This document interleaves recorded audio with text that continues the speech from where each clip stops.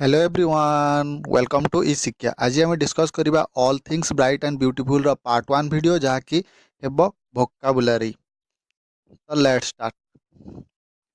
Fast देखिबा gather. Gather माने होची एकत्रित हेबा, एकाठी हेबा। एग्जांपल होची children gather in the meadows. Meadows माने होची समतल घास पड़िया। पिला माने समतल घास पड़िया रे एकाठी हेचंती। ए होचंती पिला माने एकत्रित होइचंती। नेक्स्ट देखिबा रसेस। रसेस माने नलतृण। The river is filled with rushes. नदीटी रसेस रे बा नलतृण रे पूर्ण अछि। ए होची नलतृण बा रसेस।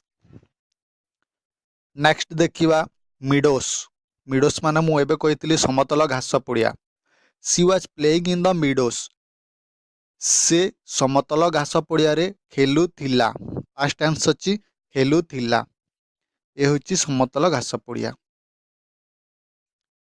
नेक्स्ट देखिबा पर्पल हिडेड। पर्पल हिडेड माने होची नील लोहित शीर्ष। Example there is a purple headed mountain. सेठारे गोटे नील लोहित शीर्ष थिबा पर्वत अछि।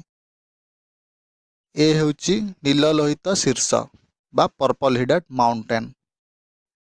नेक्स्ट देखिबा टिनी। टिनी माने होची छोट किंबा क्षुद्र। Example some birds have tiny wings. केतेक पक्षी गुड़िकर छोट छोट डेणा थाए। जेपरिक एई पक्षीर बहुत छोट डेणा अच्छी। नेक्स्ट देखिबा ग्लोइंग। ग्लोइंग माने हैला उज्ज्वल बा bright. We all want clear and glowing skin. आमे समस्ते सफा एवं उज्ज्वल स्किन चाहूँ। ग्लोइंग रो अर्थ हैला ब्राइट। ग्लोइंग रो अर्थ हैला उज्ज्वल बा ब्राइट। नेक्स्ट देखिबा लास्ट शब्द क्रिएचर्स। क्रिएचर्स माने होची प्राणी बा जीव जंतु। Humans are the only living creatures that make use of fire. केवल मनुष्य हेउची सही प्राणी जे कि निआर व्यवहार जानिछि। यह थिला वीडियो रो एंड।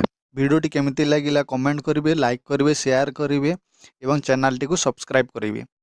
पुणी नेक्स्ट वीडियो रे देखिबा all things bright and beautiful रो एक्सप्लेनेशन।